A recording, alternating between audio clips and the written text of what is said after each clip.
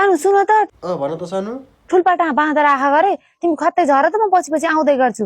छेरबाट लागेर मेरै पछाडिबाट खत्तै झर्ला जस्तो भइसक्यो तिमी जाँदै गर न तिम्रो कहाँ तरकारीले के पका खाऊ हाम्रो त कबेरी छ भाइ हाम्रो यहाँ त सानो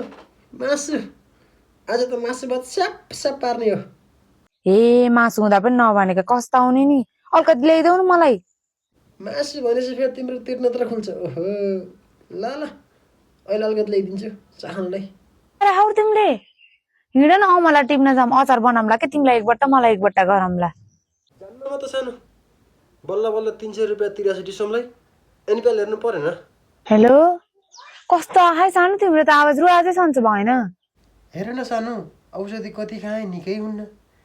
बेसार पानी पनि खाएँ बरु तिम्रो एक चिप्पा देऊ न तिम्रो एक चिप्पा निको पो हुन्छ कि थाहा पहिला त टाउको दुखायो बेला चिप्पा दिन्छु निको हुन्छ भन्थ्यौ त